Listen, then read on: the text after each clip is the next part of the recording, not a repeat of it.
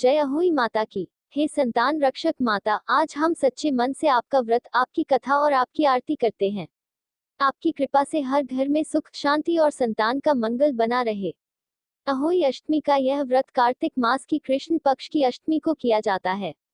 यह व्रत विशेष रूप से माताएं अपने बच्चों की दीर्घायु, सुख और समृद्धि के लिए रखती हैं।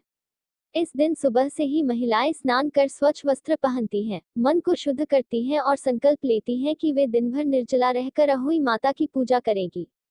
शाम को तारे निकलने पर माता की कथा सुनकर तारों को अर्घ्य दिया जाता है।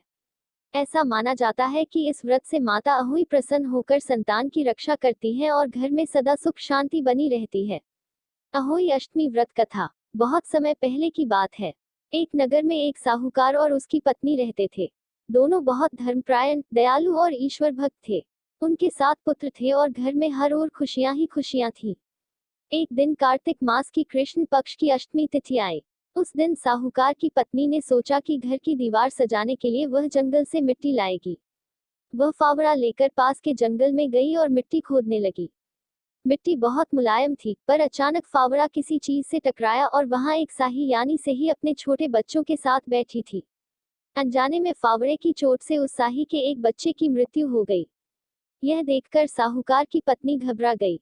उसके हाथ कांपने लगे, आंखों में आंसू भर आए।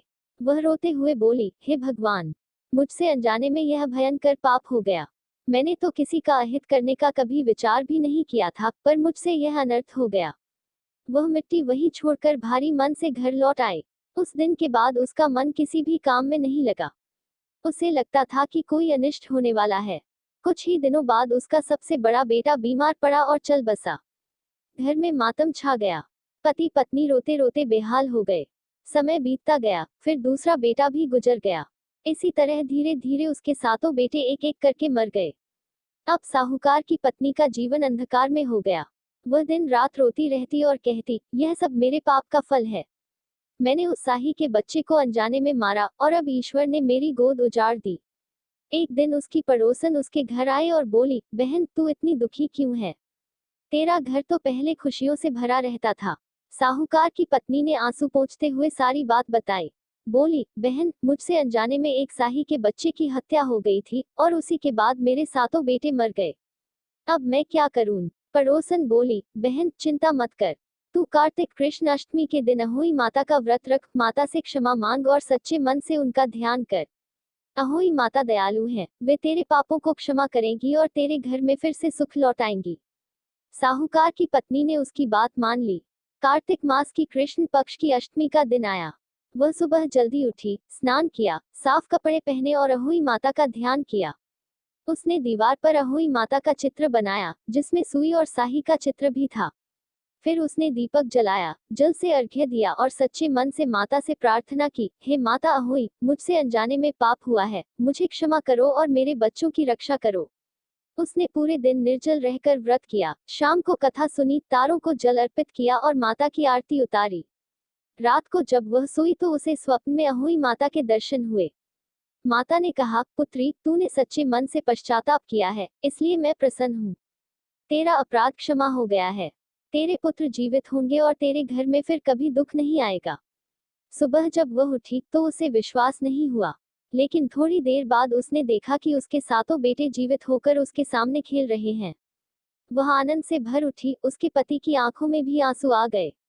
पूरे नगर में यह चमत्कार देखकर लोग आश्चर्यचकित रह गए और सबके मुंह से एक ही आवाज निकली, जय अहोई माता की।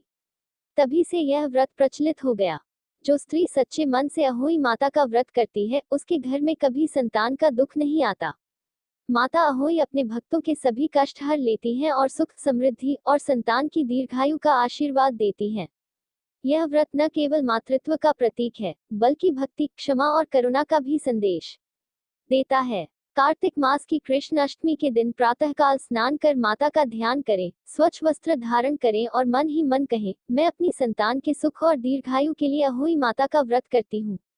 दिन भर उपवास करें और शाम के समय दीवार पर माता का चित्र बनाकर दीपक जलाएं। जल से अर्घ्य दें, कथा सुने और परिवार के मंगल की प्रार्थना करें। रात में तारों के दर्शन कर जल अर्पित करें और फिर व्रत का पारण करें। अहोई माता अत्यंत करुणामयी है। जो सच्चे मन से उन्हें याद करता है, उसके घर में संतान, सुख, शांति और समृद्धि बनी रहती है।